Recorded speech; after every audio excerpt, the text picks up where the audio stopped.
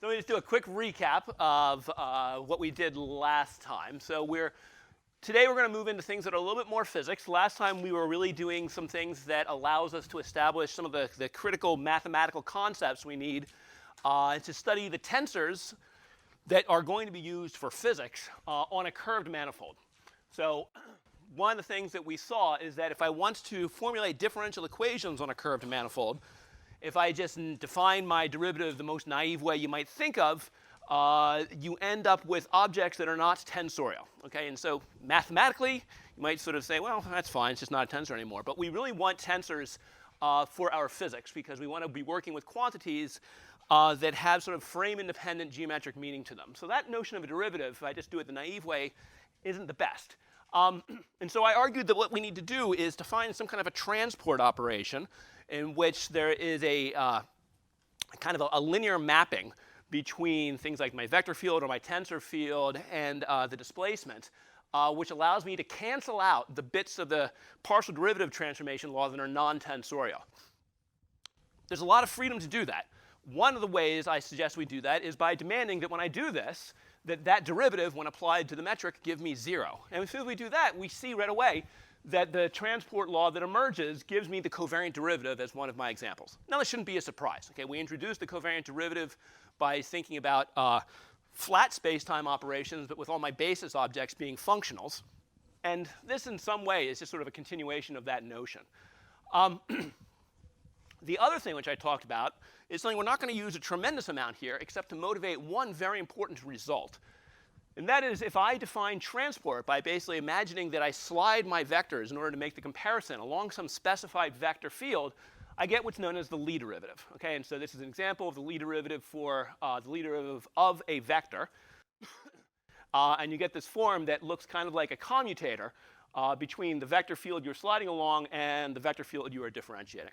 Similar forms, which are not really in the form of a commutator, but similar forms can be written down for general tensors. The key thing that you should be aware of is that it's got a similar form to the covariant derivative, and that you have one term. Let's focus on the top line for just a second. You have one term that looks just like the ordinary sort of vector contracted onto a partial derivative of your field. And then you sort of have terms which correct every free index of your field. Okay? One free index if it's a vector, one free index if it's a one form, n corrections for an n-index tensor. With the sign sort of doing something opposite to the sign that appears in the covariant derivative. What's kind of interesting about this is that so defined, the Lie derivative is only written in terms of partial derivatives. But if you just imagine you sort of promote those partial derivatives to covariant derivatives, you find the exact same result holds because all of your Christoffel symbols, or connections, as we like to think of them when we're using parallel transport, all the connected objects cancel each other out. And this is nice because this tells me that even though this object, strictly speaking, only involves partial derivatives, what emerges out of it is in fact tensorial, and it's an object that I can use for a lot of things I want to do in physics. In particular, where we are going to use it the most, and I said you're going to do this on the P set, but I was wrong. You're going to do something related to it on the P set, but I'm going to actually, if all goes well, derive an important result involving these symmetries in today's lecture. We can use this to understand things that are related to conserved quantities in your spacetime. And where this comes from is that there's a definition of an object we call the Killing vector, which is an object where if your metric is Lie transported along some field xi, we call xi a Killing vector. Okay? And from the fact that the covariant derivative of the metric is 0, you can turn the equation governing the equation governing the Lie derivative along xi into what I wrote down just there, and I should write its name. This is a result known as Killing's equation.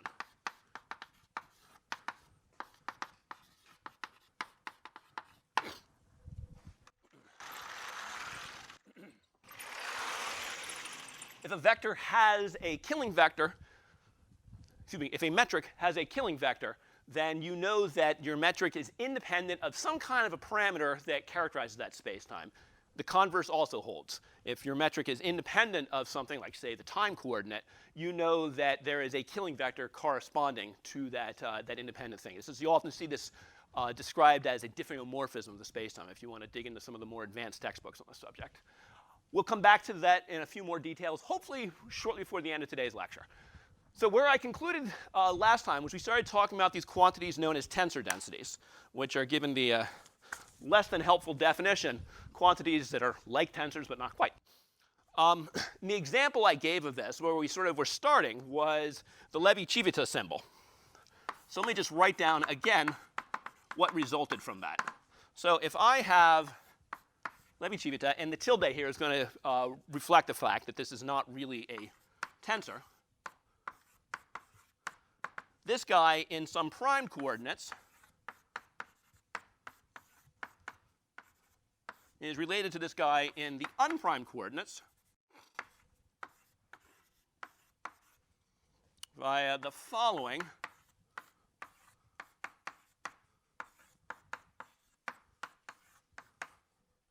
whoops, helps get the primes in the right place. The following mess of quantities. Okay, and so I'm not going to go through this again. This is basically a theorem from linear algebra that relates the determinant of a matrix, not metric, but matrix, to what you get when you contract a bunch of matrices onto the Levi-Civita symbol. And so the key thing to note is that if this were not here, this would look just like a tensor transformation. But that is there, so it's not. And so we call this a tensor density of weight 1.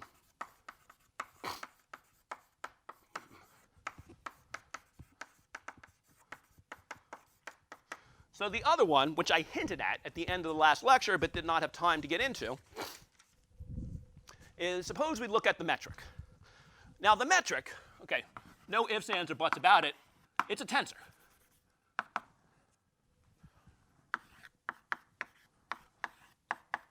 Okay, it's actually the first tensor we started talking about back in our toddler years of studying flat spacetime, which, by the way, was about 3 weeks ago. Obviously, that's a tensor. It's a simple tensor relationship. Let's take the determinant of both sides of this.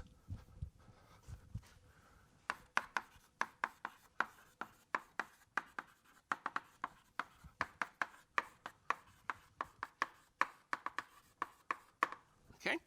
You might sort of look at this and go, why do you want to do that? Well, when I do this, I'm going to call the determinant of the metric in the primed representation, let's call that G prime.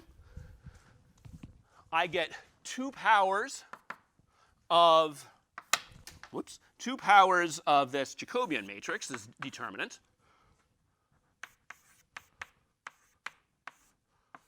And I get the determinant in my original representation. Now, I want to write this in a way that's similar to the way I wrote it over here. Notice I have all my primed objects over here on the left-hand side, and my factor of this determinant relates, it's got primed indices in the upstairs position, unprimed in the downstairs. But the determinant of 1 over a metric is just 1 over the determinant of, the determinant of the inverse of a matrix is just 1 over the determinant of that matrix. And so I can really simply just say this.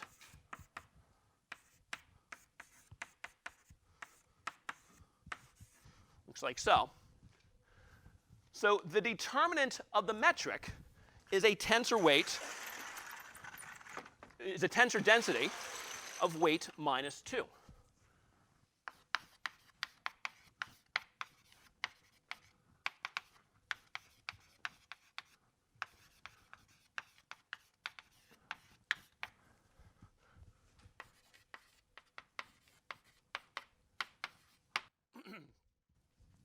So what this basically tells us is, okay, I now have 2 of these things. I've been arguing basically this entire course that we want to use tensors because of the fact that they give me a frame, a covariant way of encoding geometric concepts. I've got these 2 things that are not quite tensors. I can put them together and get a tensor out of this. So what this tells me now is I can convert any tensor density into a proper tensor. So suppose I have a tensor density of weight W.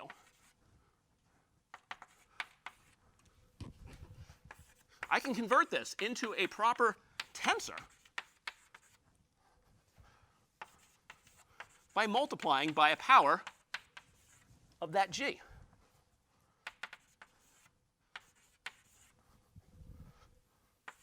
So multiply it by g to the w over 2. One slight subtlety here. When we work in space-time, let's just stop for a second and think about special relativity. Okay? In special relativity, in a inertial reference frame, my metric is -1, 1, 1, 1 on the diagonal. So its determinant is -1. And when I take -1 to some power that involves a square root, I get sad. Okay? We all know how to work with complex numbers. You might think that's all sort of okay. It's not in this case. But the way I can fix that is that equation is still true if I multiply both sides by -1. Right? I want this to be a positive number when I take the square root, so I'm allowed just to take the absolute value. Okay? So we take the absolute value to clear out the fact that in space-time we tend to have an indeterminate metric where the sign depends on the interval.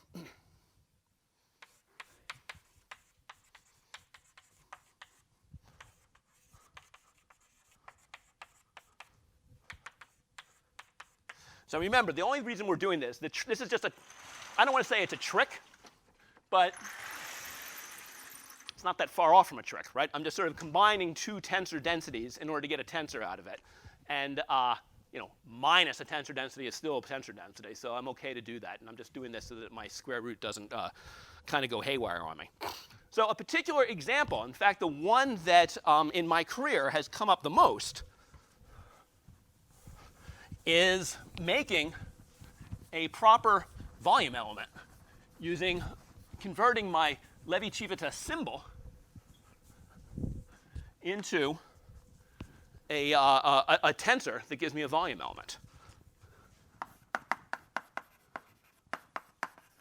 So my Levi-Civita symbol is a tensor density of weight 1.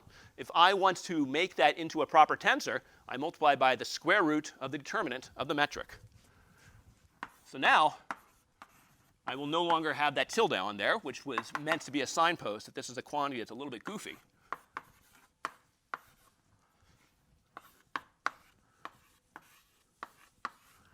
You wind up with something like this.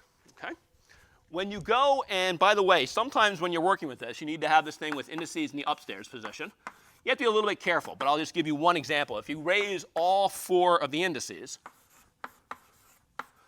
what you find when everything goes through, this one's not that hard to see, right? Because you're basically playing with a similar relationship to the one that I wrote down over here. It's just a short homework exercise to demonstrate this. Okay, and then you end up with a tensor density of opposite sign. Weight -1, you wind up with a 1 over square root there. So like I said, one of the reasons why this is an important example is that we use it to form covariant volume operators.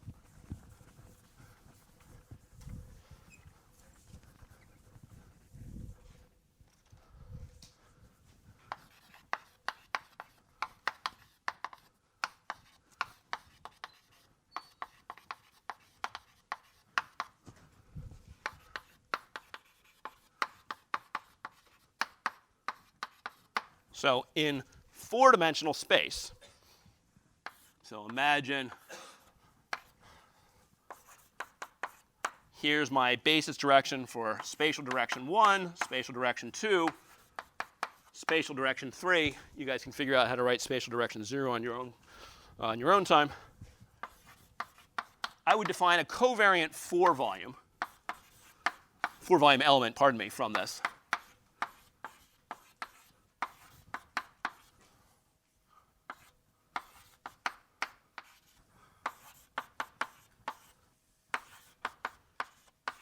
This will look like this. And if this is an orthogonal basis, this simply turns into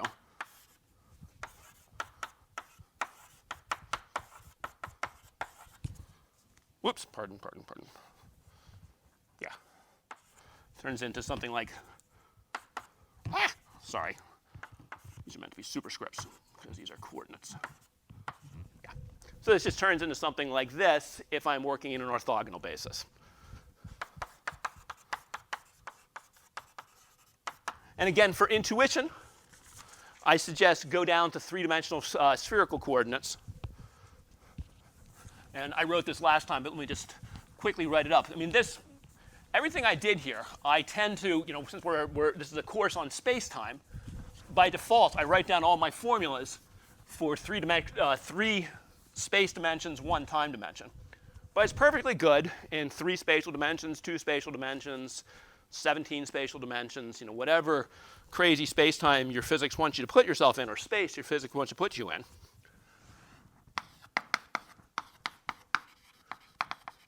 So I'll just remind you.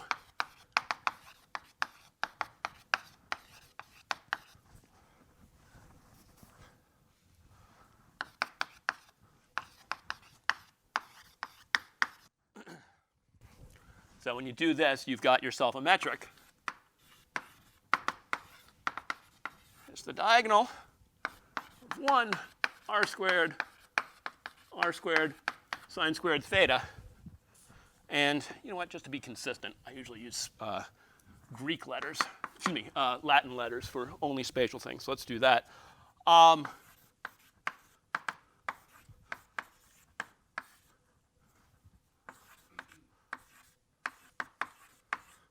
This would be how I would then write my volume element. One quick sec. Did I miss something? Yeah, the data in the... Absolutely. Yeah. Thank you. I'm writing quickly. Yeah. Is there dx0, dx1? This is dx. Oh, bugger. Yep. I'm trying to get to something new, and I'm afraid I'm rushing a little bit. So thank you for catching this. OK. And so with this, take the determinant of this thing, and sure enough, you get r squared sine theta dr d theta d phi. OK. So this is the main thing that we are going to use this result for, this thing with tensor densities. I want to go on a brief aside, which is relevant to the problem that I delayed on this week's problem set.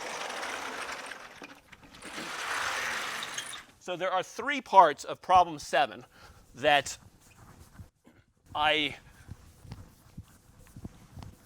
moved from p set 3 to p set 4 because they rely on a result that I want to talk about now. So the main thing that we use the determinant of the metric for sort of in a formal way is this, that it's a tensor density of weight -2. And so it's a really useful quantity for converting tensor densities into proper tensors. And really the most common application of this tends to be to volume elements. But it turns out that it's actually really useful for what a former professor of mine used to like to call party tricks. You can do there's some really, it offers a really nice shortcut to computing certain Christoffel symbols. So in honor of Saltikoski, let's call this a party trick.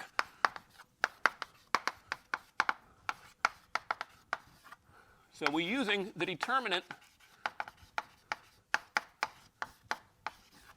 of the metric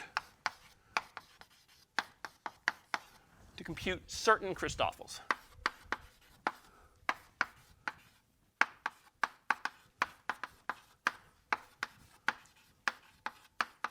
So this is going to rely on the following. So suppose I calculate the Christoffel symbol, but I'm going to sum on the raised index, and bearing in mind it's symmetric on the lower one, I'm going to do a contraction of the raised index with one of the lower indices. OK? So let's just throw in a couple of definitions. This is equivalent to the following. And so throwing in the definition of the Christoffel with all the indices in the downstairs position.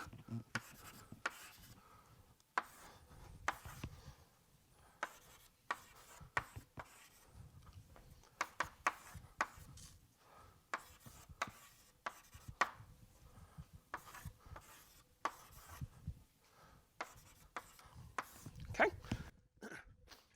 This formula, by the way, is something that I have been writing down now for about 27 years, and I have to look it up every time. Usually by the end of a semester of teaching 8962, I have it memorized, but it decays by then. So, if you're wondering how to go from here to here, this is the kind of thing, just look it up. So let's pause for a second. Remember that the metric it's itself symmetric. Okay? So in keeping with that, I'm going to flip the indices on this last term. Which, hang on a second, that was stupid. Wait. Pardon me.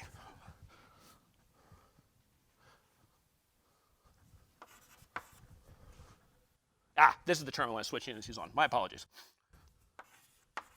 So the reason I did that is I want to have both of these guys ending with the alpha.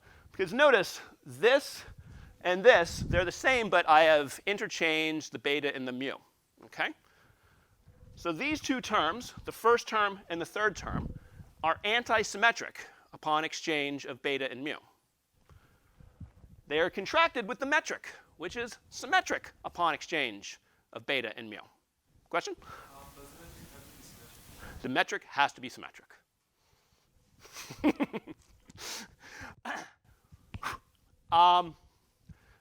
Yeah, I don't want to get into that right now, but yes.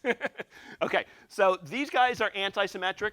This guy is symmetric. And remember the rule: whenever you contract some kind of a symmetric object with an antisymmetric object, you get 0. So that means this term and this term die.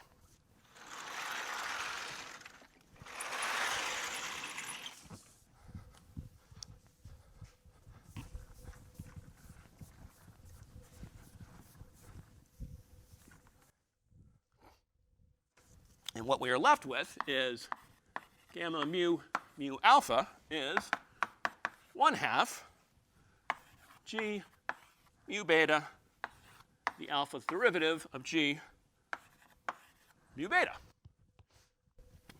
Notice the way it sort of is contracting the indices in the two metric with the other one. Well, here's a theorem that I'm going to prove in a second, or, well, at least motivate. They're just going to rely on a result that I will pull out of thin air, but can be found in most linear algebra textbooks. It's not too hard to show that this can be further written as 1 over square root of the determinant times the partial derivative of the square root of the determinant, which is sometimes, depending on your applications, this can be written very nicely as the derivative of the logarithm of the absolute value of the square root of the absolute value of the determinant.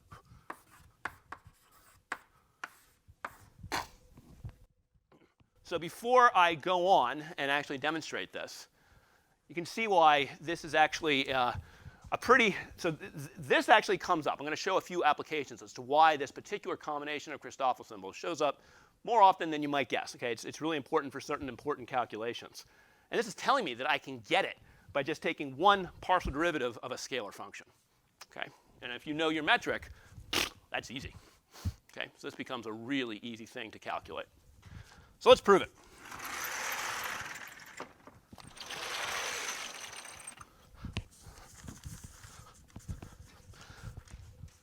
So the proof of this relies on a few results from linear algebra.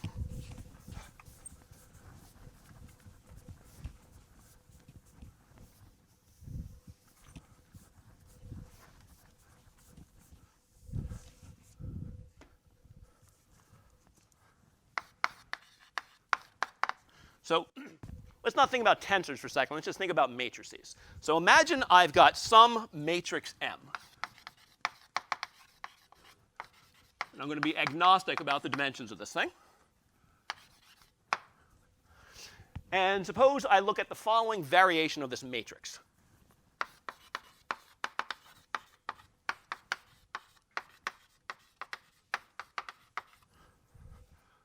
So suppose I imagine doing a little variation.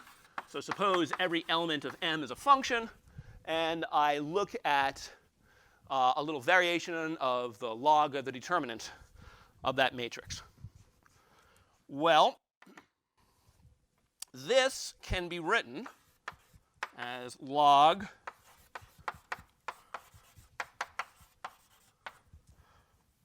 this is basically a definition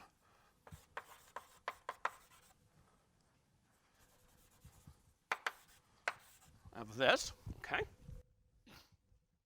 Now, if I exploit properties of logarithms. This can be written as the log of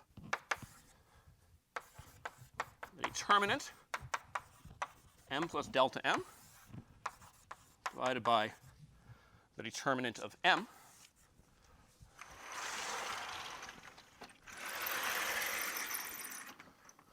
Now I'm going to use the fact that 1 over the determinant of m is the determinant of the inverse of m.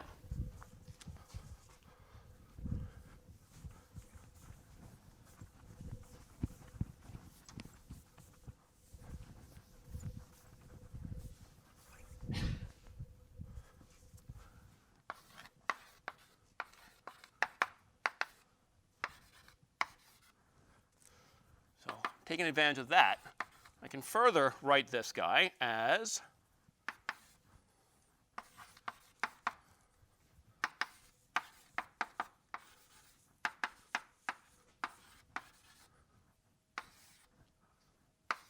something like this. Okay, now I'm going to invoke an identity, which I believe you can find proven in many linear algebra textbooks. It just occurs to me as I'm thinking about this, I don't know if I've ever seen it explicitly proven myself, but it's something that's very easy to demonstrate with just a quick calculation.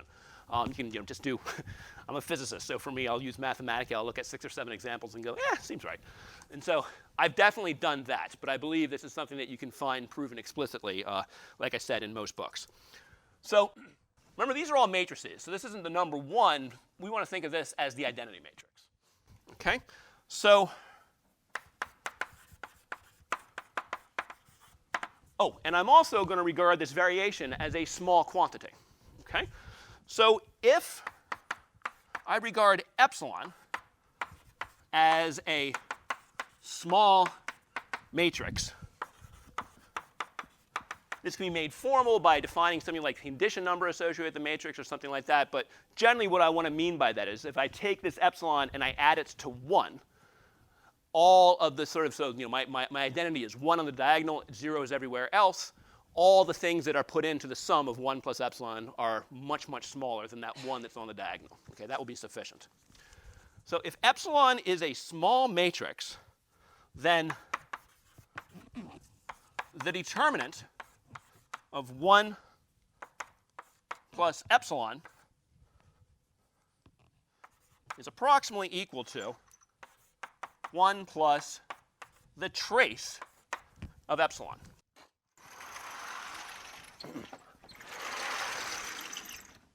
Okay?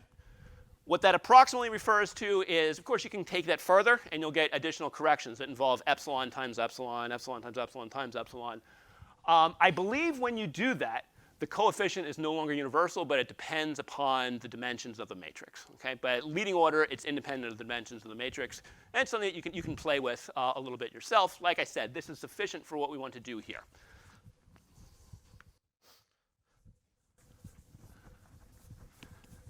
So I'm going to think of my small matrix as the matrix of inverse m times the variation of m. This is our epsilon. Okay? So we're going to apply it to the line that I have up here. And this tells me that my delta of the log of the derivative of m is the log of 1 plus the trace of m to the minus 1 on the matrix M. Log of 1 plus a small number is that small number.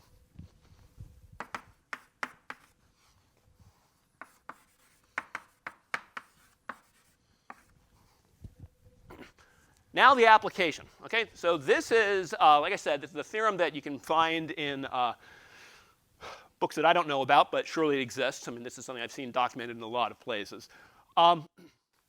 Let's treat our m as the metric of spacetime.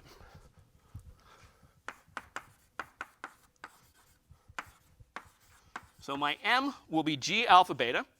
My m inverse will be g in the upstairs position.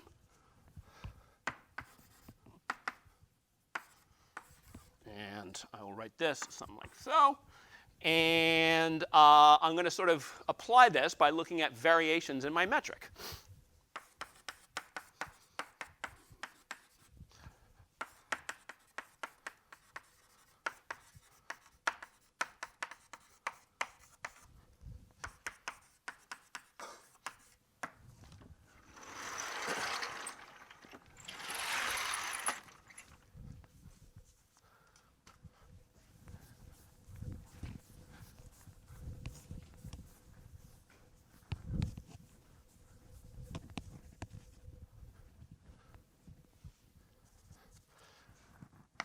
So delta log, I'm going to throw my absolute values in here. Okay, that's perfectly allowed to go ahead and put that into there. Applying this to what I've got, this is going to be the trace of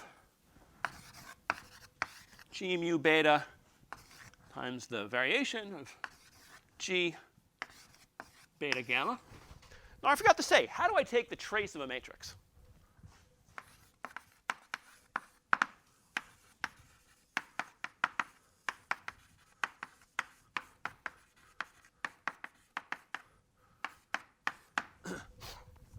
So the trace that we're going to use, we want it to be something that has geometric meaning and has a tensorial meaning to it.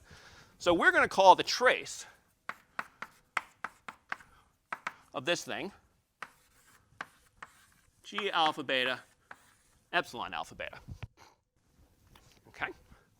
If you think about what this is doing, you're essentially going to take your, like, let's say I apply this to the metric itself. I put one index in the upstairs position, one in the downstairs position, and then I am summing along the diagonal when I do this. Okay? You will sometimes see this written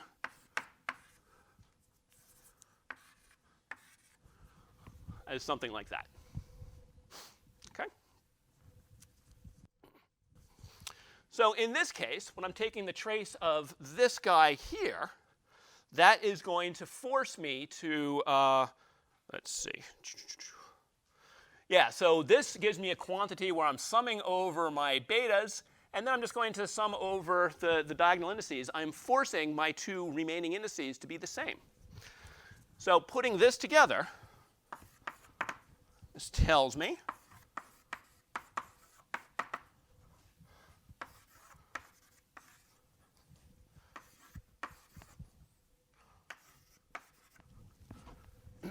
so now what I'm going to do is say, all right, I basically have part of a partial derivative here. All I need to do is now divide by a variation in my coordinate.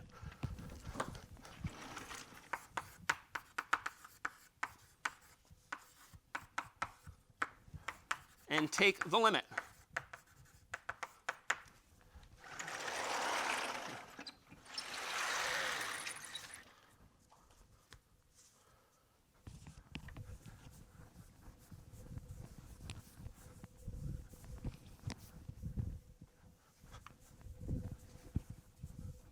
So what comes out of this is the partial derivative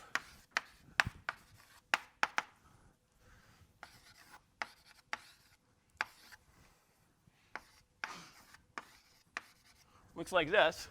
Now let's trace it back to our Christoffel symbol.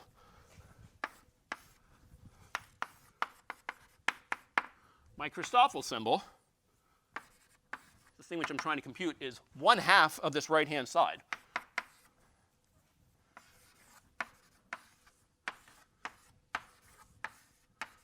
So it's 1/2 of the left-hand side, and I can take that 1/2, march it through my derivative, use the fact that 1/2 the log of x is the log of the square root of x.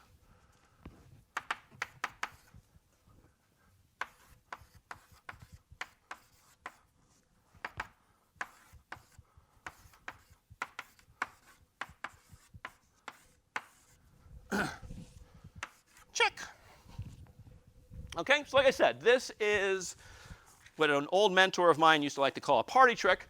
It is a really useful party trick for certain calculations. Okay, so I want to make sure you saw where that comes from. This is something you will now use on the problem that I just moved from p set 3 to p set 4. Okay, it's useful for you to sort of know where this comes from. You're certainly not going to need to go through this yourself, but this is a good type of calculation to be comfortable with.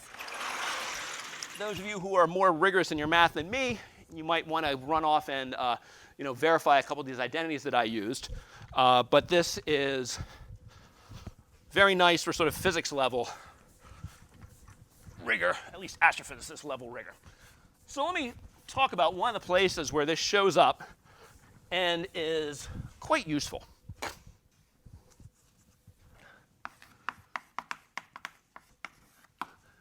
So place where I've seen this show up the most is when you're looking at the space-time divergence of a vector field.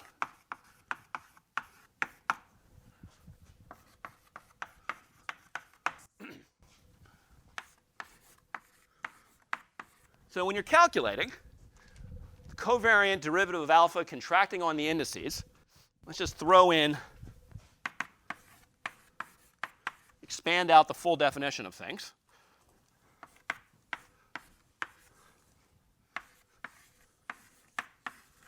All you got to do is correct one index, and voila, this is exactly the thing that, change my alpha to a mu. That's exactly what I've got before.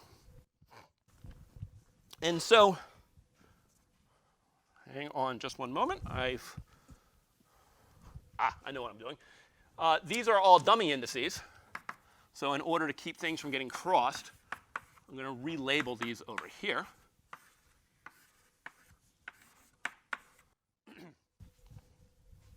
So I can take advantage of this identity and write this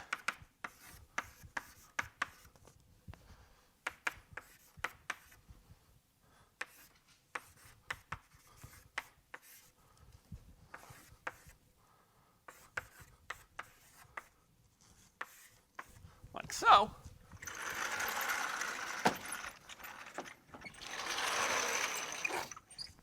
Stare at this for a second, and you'll see that the whole thing can be rewritten in a very, very simple form.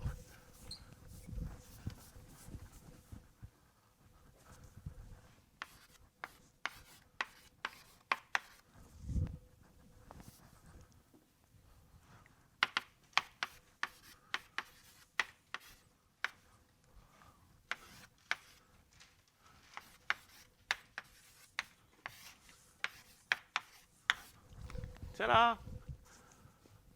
You haven't done as much work with covariant derivatives in your lives as I have. So let me just emphasize that ordinarily when you see an expression like you've got there up there on the top line, you look at that and you kind of go, ugh. Okay, because you look at that and the first thing that comes to your mind is you've got to work out every one of those Christoffel symbols, okay, and sum it up to get those things. And in a general space-time, there will be 40 of them, okay? And, before Odin gave us Mathematica, that was a fair amount of labor. Even with Mathematica, it's not necessarily trivial because it's really easy to sort of screw things up. With this, you calculate the determinant of the metric, you take its square root, you multiply your guy, you take a partial derivative, and you divide. Okay? That is something that most of us learned how to do quite a long time ago. It cleans the hell out of this up. So the fact that this gives us something that only involves partial derivatives is awesome.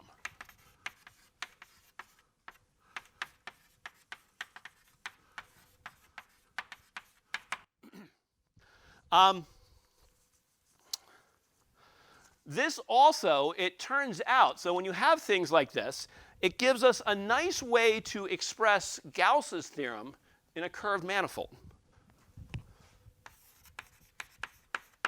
So Gauss's theorem, if I just look at the integral that, or rather the integral for Gauss's theorem, let's put it that way. Let's say a Gauss's type integral.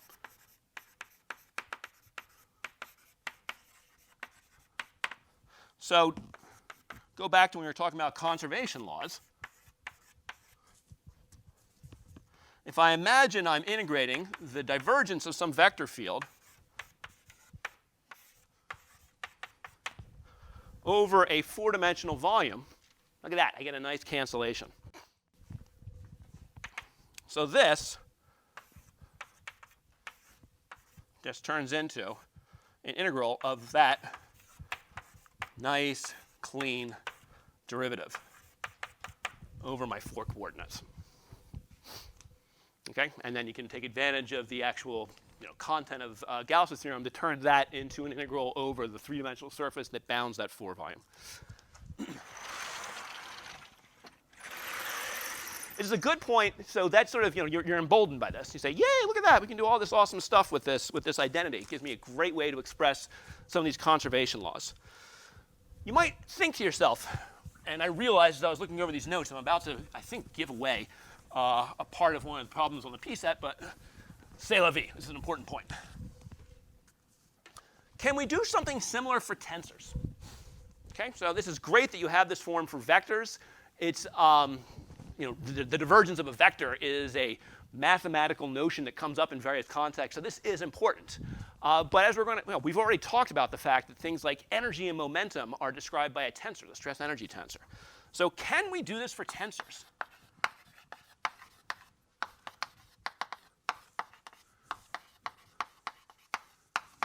Well, the answer turns out to be no, except in a handful of cases.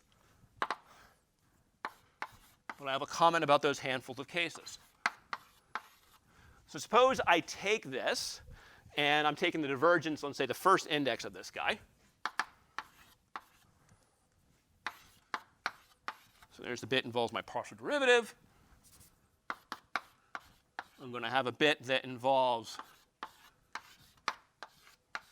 correcting the first index.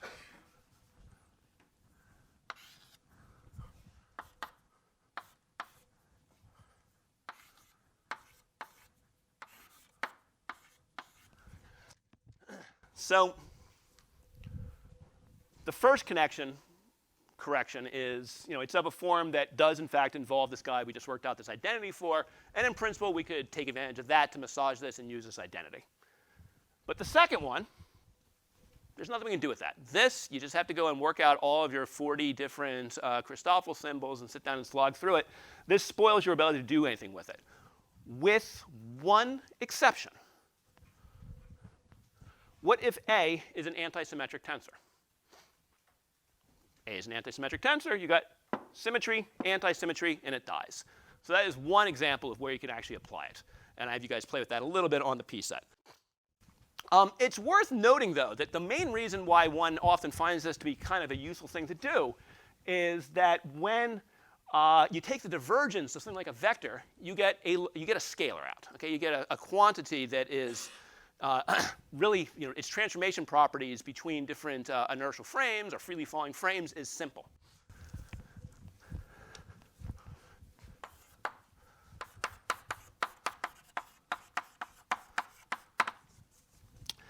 So even when you can do this and take advantage of this thing, working with the divergence of a tensor turns out that exploiting a trick like this turns out to generally not be all that useful. And I'll use the example of the stress energy tensor.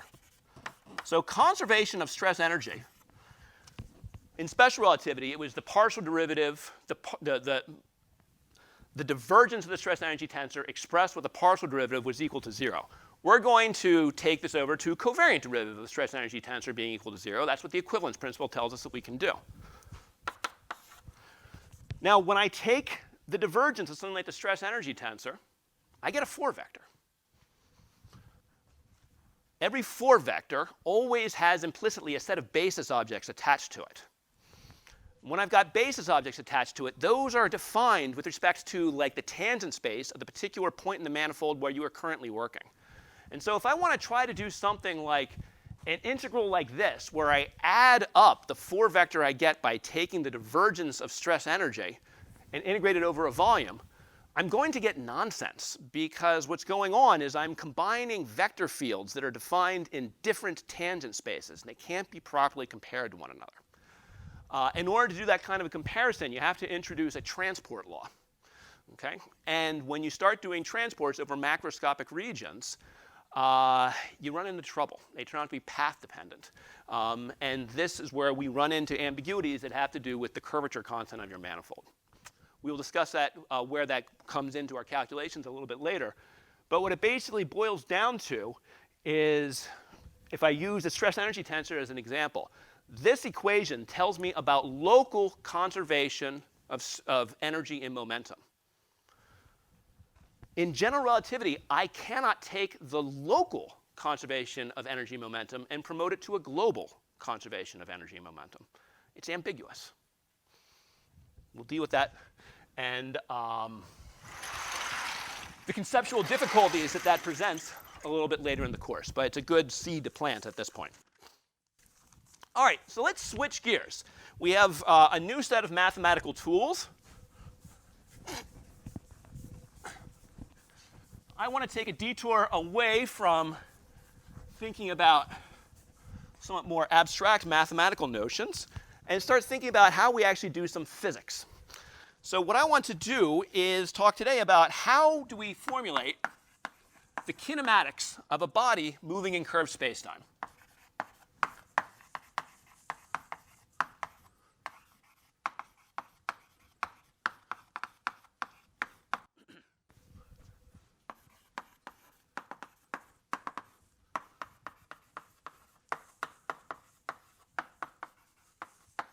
So I've already hinted at this in some of my previous lectures. And what I want to do now is just basically fill in on some of the gaps. The way that we do this really just builds on Einstein's insight about what the weak equivalence principle means. So go into a freely falling frame.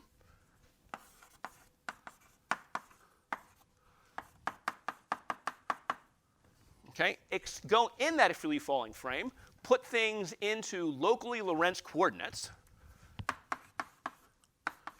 In other words, perform that little calculation that makes spacetime look like the spacetime of special relativity up to curvature corrections.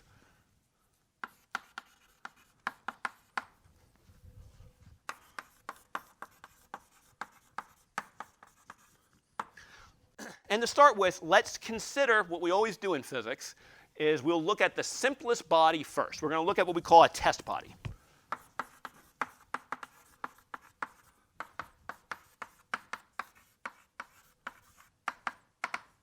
So this is a body that has no charge, no spatial extent. It's of zero-dimensional point, no spin, nothing interesting except a mass.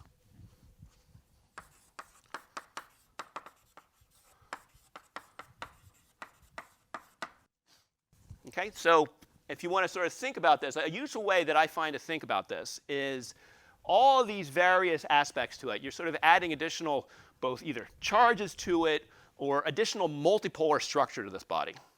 I'm thinking of this is sort of like a pure monopole. It's nothing but mass concentrated in a single zero-size point. Okay? Obviously, it's an idealization, but you got to start somewhere.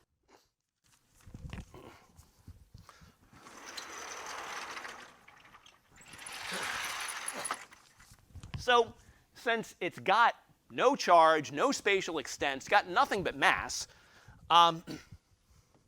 nothing's going to couple to it. It's not going to basically do anything but free fall.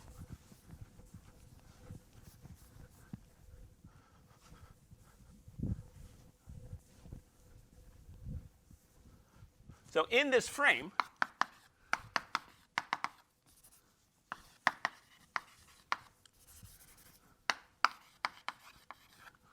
the body moves on a purely inertial trajectory.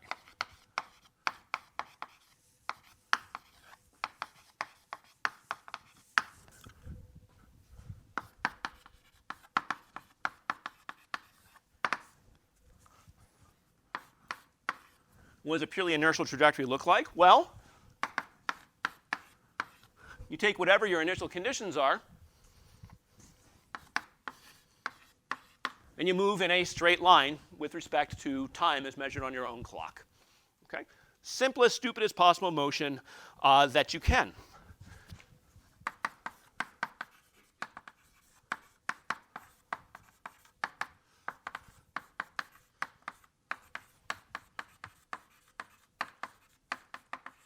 So we would obviously call that a straight line with respect to the parameterization that's being used in this representation. So what does that mean in a more general sense of the representation? So if we think about this a little bit more geometrically, when a body is moving in a straight line, that basically means that whatever the tangent vector to its world line is, it's just sliding, it's essentially moving such that the tangent vector at time T1 is parallel to the tangent vector at T1 plus delta T1, provided that's at least small enough that they're sort of within the same local Lorentz frame. So a more geometric way of thinking about this motion is that it's parallel transporting its tangent vector.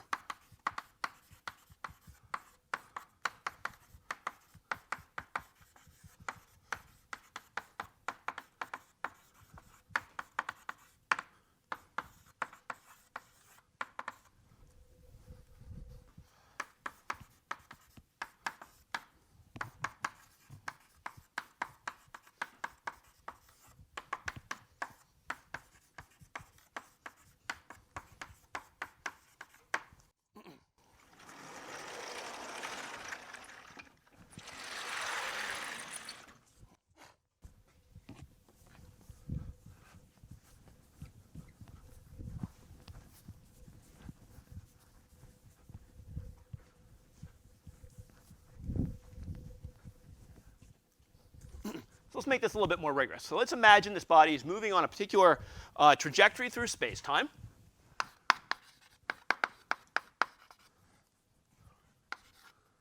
So it's a trajectory parameterized. I will define this parameterization a little bit more carefully very soon. So for now, just think of lambda as some kind of a quantity. It's a scale that just accumulates uniformly as it moves along the world line. So I'm going to say the small body has a path through space-time given by ux of lambda. Its tangent is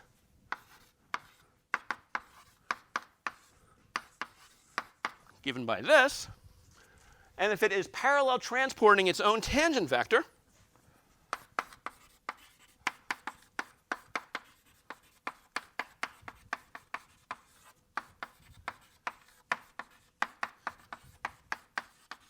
well, that is, I'll remind you that the condition for parallel transport was that you take the covariant derivative of your field, and as you are moving along, you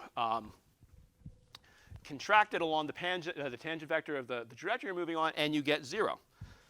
So in my notes, there's a couple of equivalent ways of writing this. So you will sometimes see this written as sort of the gradient along u of u.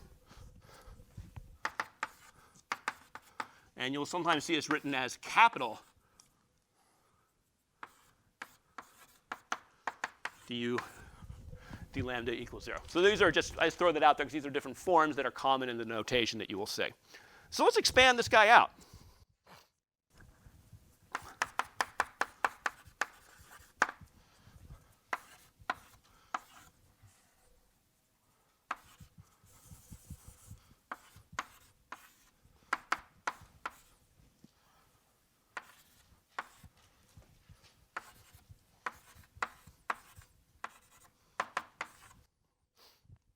You get something like this. So what we're going to do, so remember, this is dx d lambda.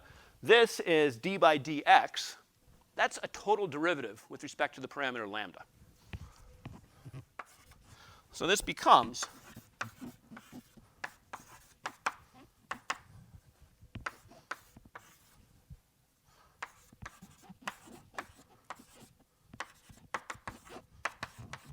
going to write it in two forms. This is often written sort of expanding out the u into a second order form.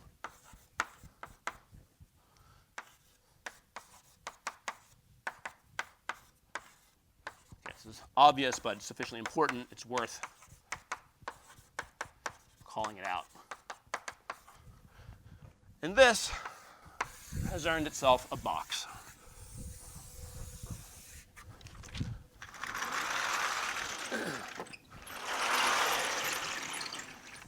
This result is known as the Judys equation.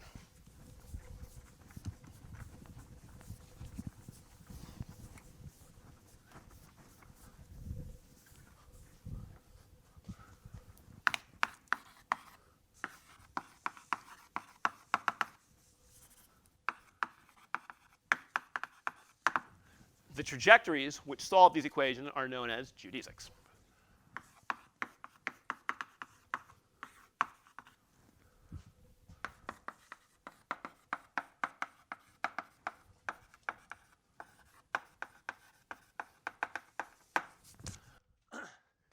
One of the reasons why I highlight this is I'm trying to keep sort of a straight face with the comment I want to make. A tremendous amount of research in general relativity is based around doing solutions of this equation for various spacetimes that go in to make the Christoffel symbols. Okay, my career. I mean, it's probably not unkind to say. Probably not false to say that about 65% of my papers have this equation at its centerpiece at some point, with the thing that goes into making my gammas, things related to black hole spacetimes. This is really important because this gives me the motion of a freely falling frame. What does a freely falling frame describe? Somebody who's moving under gravity. So when you're doing things like describing orbits, for example, this is your tool. Okay? Tremendous number of applications where if what you care about is the motion of a body due to relativistic gravity, this gives you the leading solution. Now bear in mind, when I did this, this is the motion of a test body. This is an object with no charge, no spatial extent, no spin. That describes no object, right? So it should be borne in mind that this is kind of the leading solution to things. Suppose the body is charged and there's an electromagnetic field that this body is interacting with. Well, then what you do is you are no longer going to be parallel transporting this tangent vector. It will be pushed away, we like to say, from the parallel transport, and you'll replace the 0 on the right-hand side here with a properly constructed force that describes the interactions of those charges with the fields. Suppose the body has some size. Well, then what ends up happening is that the body actually doesn't just couple to a single. Remember, what's sort of going on here is that in the freely falling frame, I'm imagining that space-time is flat at some point, and in a decent enough vicinity of that point that the first-order corrections are 0, but there might be second-order corrections. Well, imagine a body is so big that it sort of fills that freely falling frame, and it actually tastes those second-order corrections. Well, then what's going to happen is you're going to get additional terms on this equation, which have to do with the coupling of the spatial extent of that body to the curvature of the space-time. Okay? That is where, so for people who study astrophysical systems involving binaries, when you have spinning bodies, that ends up actually, you cannot describe a body that's spinning without it having some spatial extent. And you find terms here that involve coupling of those spins to the curvature of the space-time. So this is the sort of leading piece of the motion of a body moving in a curved space-time. And it's enough to do a tremendous amount. Basically, because gravity is just so bloody strong that all of these various things, I mean, it's the weakest fundamental force, but it adds up because it's only got one sign. And when you're dealing with some of these things, it really ends up being sort of the coupling to the monopole, the most important thing. And so all these other terms that come in and correct this are small enough that we can sort of add them in. And that, to be blunt, is modern research. So let me make a couple of comments about this. A more general form, this will help to clarify what the meaning of that lambda actually is.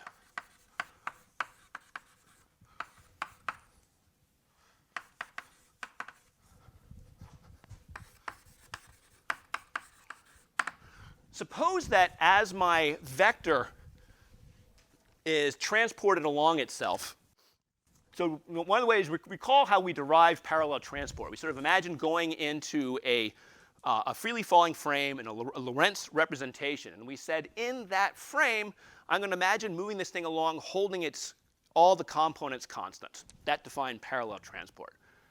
Imagine that I don't keep the components constant, but I hold them all in a constant ratio with respect to each other. But I allow the overall magnitude to expand or contract.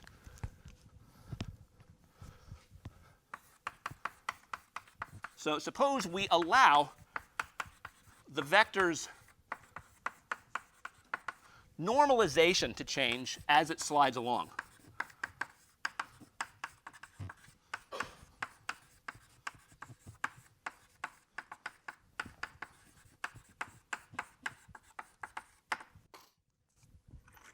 Well, the way I would sort of mathematically formulate this is I'm going to use a notation that looks like this. So recall this capital D is just sort of a shorthand for this combination of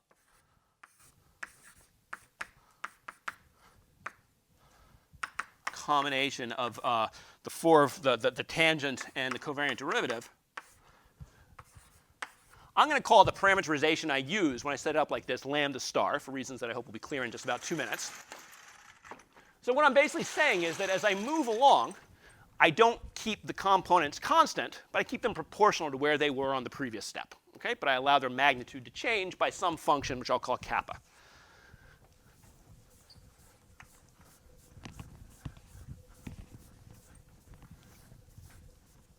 So you might look at that and think, you know, that's a more general kind of transport law. It seems to describe physically a very similar situation here. It's kind of annoying that this normalization is changing. Is there anything going on with this? Well, what you guys are going to do as a homework exercise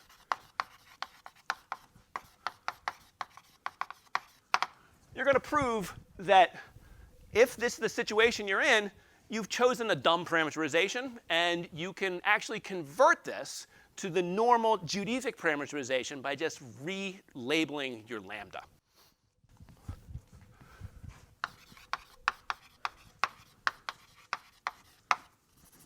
So we can always reparameterize this.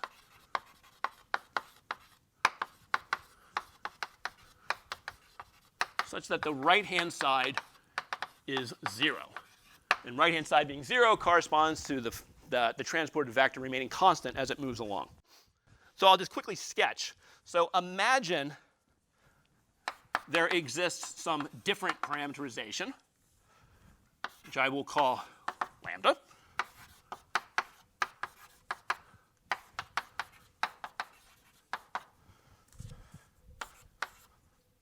So imagine something that gives me my normal parallel transport exists. Okay? And I have a different one that involves this star parameter. You can actually show that these two things describe exactly the same motion, but with lambda and the sort of the dumb parameterization, lambda star, related to each other by a particular integral.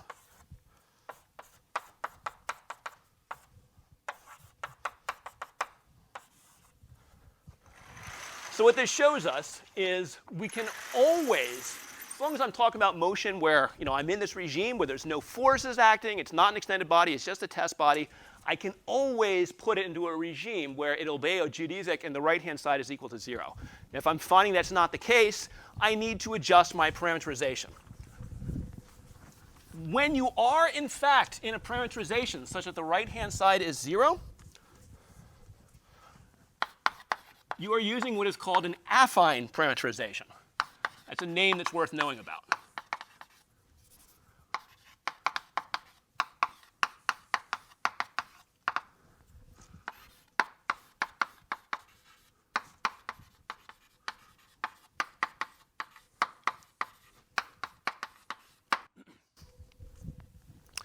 So your intuition is that the affine parameterization, I sort of described this in words last time, and this just helps to sort of make a little bit more mathematically precise what those words mean.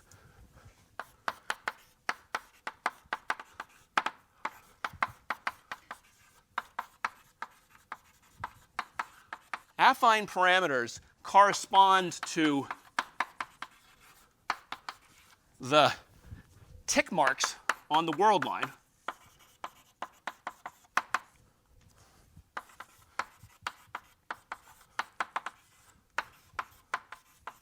being uniformly spaced in the local Lorentz frame.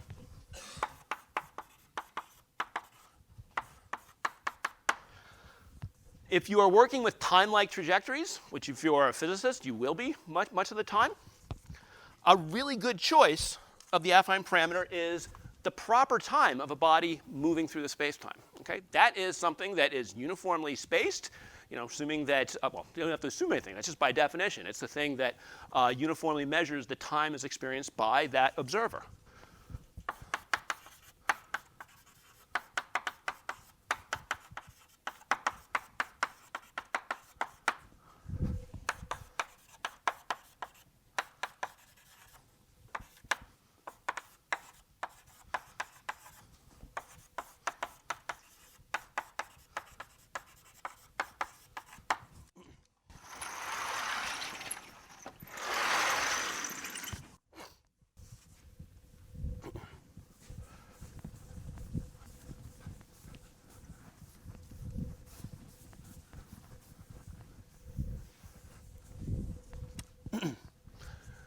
So this is, you guys are going to do on P set 4. This is the exercise you need to do to convert a non-affine parameterized geodesic to an affine parameterized one. That kind of parameterization is not too hard to show that if we adjust the parameterization in a linear fashion,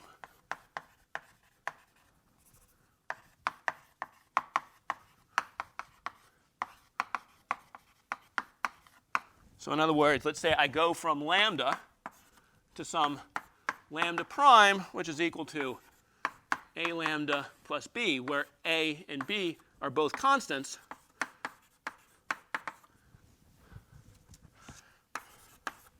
We get a new affine parameterization. But that's the only class of reparameterizations that allows me to do that. And hopefully that makes sense. If you imagine that you're using proper time as your reparameterization, this is basically saying that you just chose a different origin for when you started your clock, and this means you changed the units in which you are measuring time. That's all.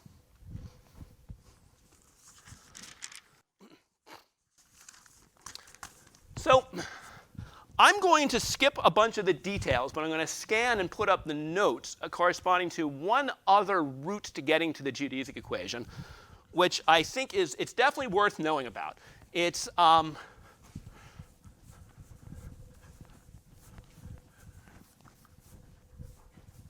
connects very nicely to other work in classical mechanics. So it's a bit of a shame that we're going to need to skip over it, but we're a little bit behind pace, and this is straightforward enough that I feel OK posting the notes so that you can read it. So there's a second path to geodesics.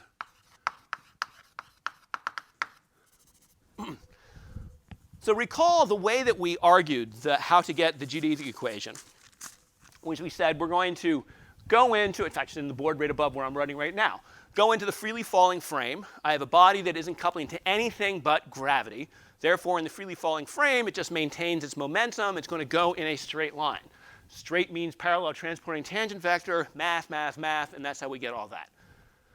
So what this boiled down to is I was trying to make rigorous, in a geometric sense, what straight meant. There's another notion of straight that one can imagine applying when you're working in a curved space. So your intuition for, if you're talking about, how do I make a straight line between 2 points on a globe, your intuition is you say, oh, well, the straightest line that I can make is the path that is shortest.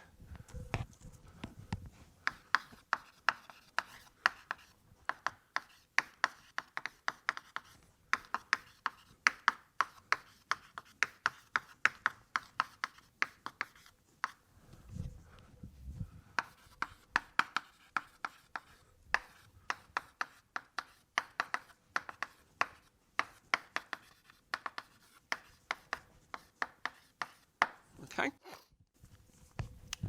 We're going to formulate. Now, we'll leave the details and the calculation to the notes. But we're going to formulate how one can apply a similar thing to the notion of geodesics. So imagine I've got an event P here, an event Q up here. And I ask myself, what is the accumulated proper time experienced by all possible paths that take me from event P to event Q? I'm going to need to restrict myself. I want it to be something that an observer can physically ride. So all time-like trajectories that connect event P to event Q.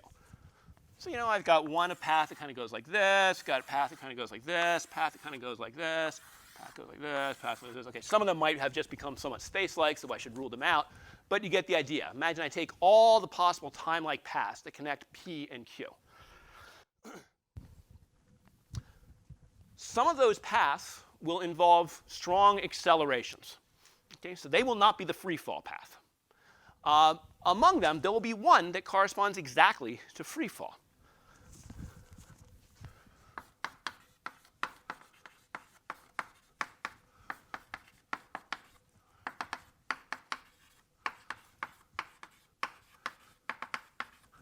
So if I were talking about, imagine I was trying to, and this is something that Muslim astronomers worked out long, long ago. They want to know the shortest path from some point on Earth towards Mecca.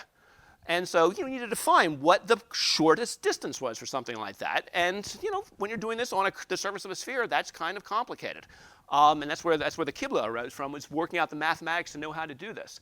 This is a similar kind of concept. I'm trying to define, in this case, it's going to turn out it's not the shortest path, but it's the path on which an observer ages the most.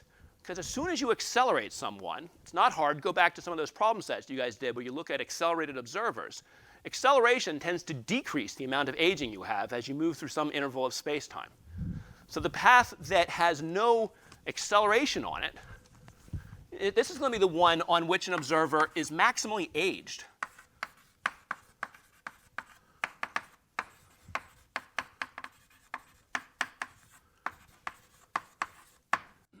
Why maximum instead of minimum? Well, it comes down to the bloody minus sign that enters into the time piece of an interval that we have in relativity. Okay? That's all I'm going to say about that. It just boils down to that.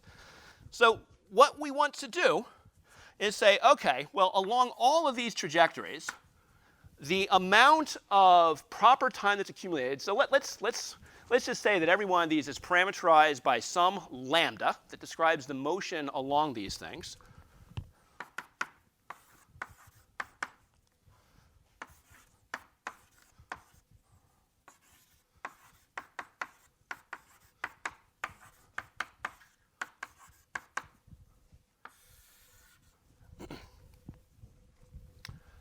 This is the amount of proper time that someone accumulates as they move from point P, which is at, let's say this is defined as lambda equals 0.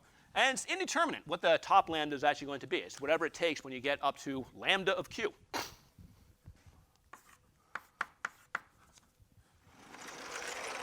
So what the notes I'm going to post do is they define an action principle that can be applied to understand what the trajectory is that allows you to do this.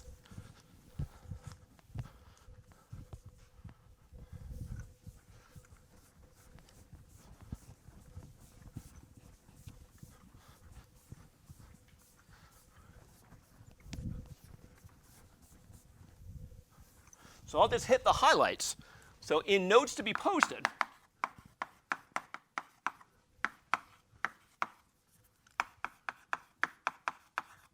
I show that this delta t, this delta tau rather,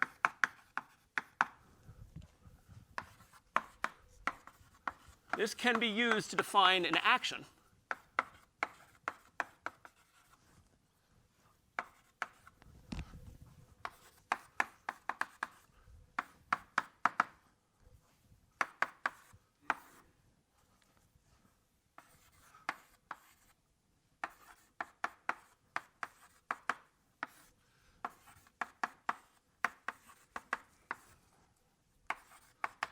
Looks like this. And then if you vary the action,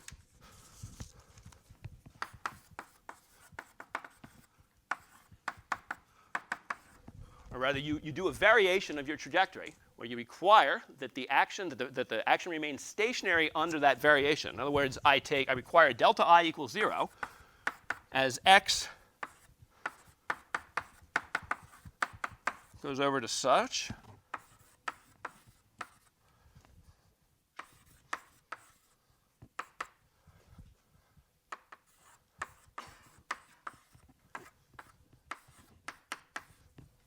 Okay, so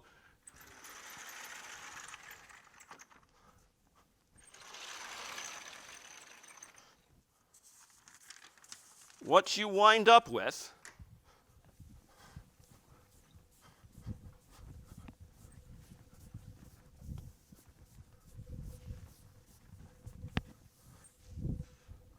is delta I equals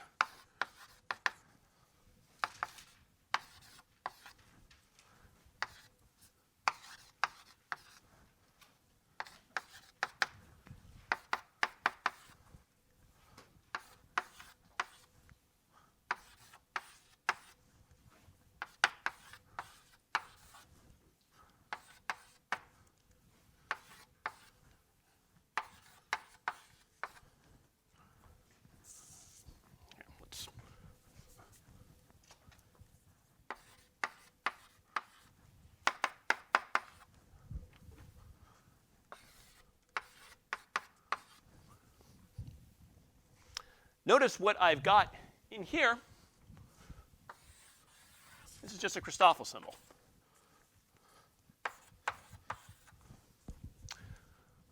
So when I do this variation, what I find, and by the way, going from essentially that board to that board, it's about a two-thirds of a page of algebra. Going down to this one, there's a bunch of straightforward but fairly tedious stuff. That's one of the reasons why I'm sort of skipping over the details. We've got enough GMU news on the board.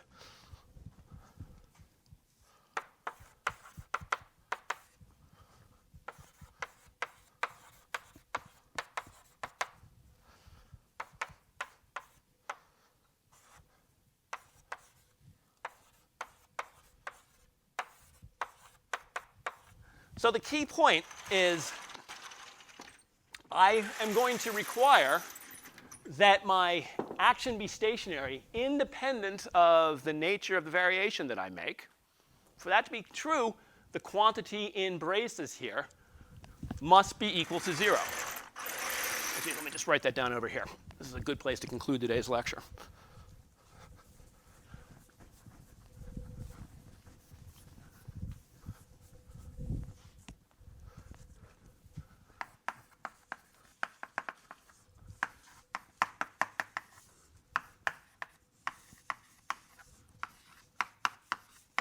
So we require this to be 0 for any variation.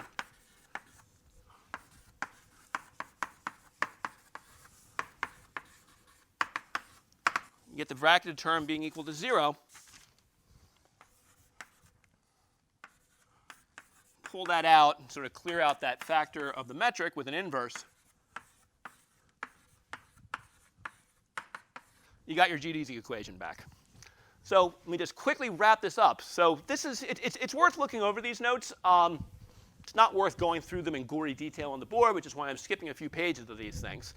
But what this demonstrates is that geodesics, our original definition is that they sort of carry the notion of a straight line in a straightforward way from where they are obvious in a locally Lorentz frame to a more covariant formulation of that.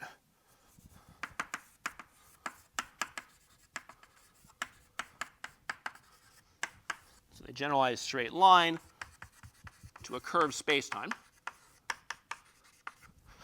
And they give the trajectory of extremal aging. In other words, the trajectory along which, between any two points in spacetime, an observer moving from one to the other will accumulate the most proper time. So I'm going to stop here. There's a bit more which I would like to do, but I just don't have the time. But I'll sort of tell you the key things which I want to say next. Everything that I've done here so far is I've really fixated on time-like trajectories. I've imagined it's a body with some finite rest mass where I can make a sensible notion of proper time. We are also going to want to talk about the behavior of light. Light moves on null trajectories. I cannot sensibly define proper time along such a trajectory. They are massless, and there's all sorts of properties associated with them that just make this analysis. The way I've done it so far, I'll need to tweak things a little bit in order for it to work. We will do that tweaking. It's actually quite straightforward and allows us to also bring in a bit more intuition about what affine parameters mean when we do that. So that'll be the one thing we do. The other, it's unfortunate I wasn't able to get to it today, but it's a straightforward thing, which I think I may include in the notes that I post, is including what happens if your spacetime, so if the metric you use to generate these Christoffels has a Killing vector associated with it, you can combine Killing's equation with the Judys Equation to prove the existence of conserved quantities associated with that motion. And that's where we start to begin to see that, if I have a spacetime that is independent of time, there's a notion of conserved energy associated with it. So we will do that on Tuesday.